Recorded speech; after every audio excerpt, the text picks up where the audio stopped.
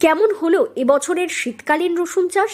মুর্শিদাবাদ জেলার সীমান্তবর্তী সাগরপাড়া সহ বেশ কিছু এলাকায় রসুন চাষ করা হয়েছিল, কিন্তু এবছর চাহিদা কম, কারণ রসুন চাষে সুদিন আসবে আর সেই আশা নিয়ে চাষ করেছিলেন রসুন।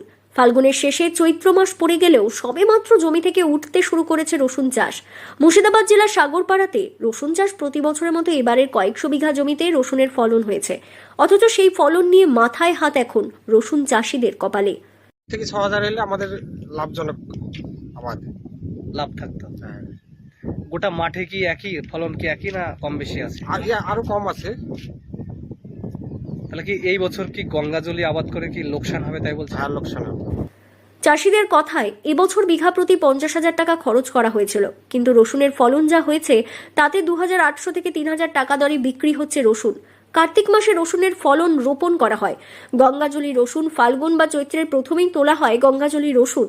চাষিদের দাবি বিঘা প্রতি জমিতে খরচ হয়েছে ৫০ থেকে ৬০,০০০ টাকা, কিন্তু ফলন দেখেই আশঙ্কা বাড়ছে।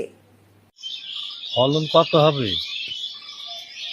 ওই ১৫-১৬ এরকম হবে কুইন্টাল। হ্যাঁ। তাহলে আপনার দাম কেমন আছে? দাম আছে ২৮-৩০। সেটা আপনার মাসেই উঠে পড়ে। আচ্ছা, তাহলে খরচ লেটই হয় না। খরচ কেমন হয়েছে এক বিঘায়? এক বিঘায় প্রায় ৫০। রসুন চাষে দিলীপ সরকারের কথায় এক বিঘা জমি চাষ করে ৩২০০ টাকা মিলেছে। যে খরচ করা হয়েছে তাতে অনেক লোকসানের মুখ দেখতে হবে।